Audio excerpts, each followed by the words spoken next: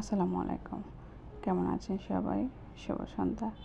তো আমি সকালে যে আলুটা মাখিয়ে রেখেছিলাম সেই আলু দিয়ে কিন্তু এখানে আমি পরবর্তীতে আমার চপগুলো আমি বানিয়ে নিয়েছিলাম। তো দেখেন প্রথমে কিন্তু আমি তেল হাতে ব্রাশ করে নিয়েছি। ব্রাশ করে তারপর এক এক করে আমি কিন্তু আমার সব আলুর চপগুলো শেপ করে নেব। তো আলু যেহেতু হাতে চটকে যায় তাই হাতে তেল দিলে কিন্তু যখন আপনি শেপ করবেন তখন আলুটা আপনার হাতে লেগে যাবে না। তো এক এক করে কিন্তু আমি সবগুলো শেপ করে নিচ্ছি। আমি দুই ধরনের শেপ করেছি। এভাবে করতে পারেন, আবার আপনার পছন্দ মতো আপনি শেপ করতে পারেন, কাবাবের মতো করতে পারেন। আমি কিন্তু আরেকটা শেপ করেছি, ডোনাটের শেপ। আমার মেয়ে যেহেতু ডোনাট খেতে পছন্দ করে তাই বানানো। তো শেপটা আমি এই দেখেন একটা বোতলের ক্যাপ দিয়ে এই শেপটা আমি করে নিয়েছি। তো এ পর্যায়ে কিন্তু আপনারা এটাকে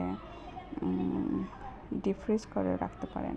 ডিপ ফ্রিজ করে কয়েকদিন রেখে তারপরে খেতে পারেন। যখনই খাবেন তখনই বের করে তেলে ফ্রাই করে নেবেন।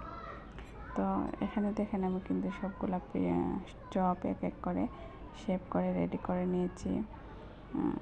কেমন হয়েছে আমার চপের শেপগুলো আর আমার চপ বানানো আপনাদের কাছে আমাকে একটু জানাবেন আপনাদের কাছে কেমন লাগলো। তো দেখেন রেডি করে নিয়েছি কিন্তু আমার চপগুলো আমি করে এখন কিন্তু আমি চলে যাব ফ্রাই করতে।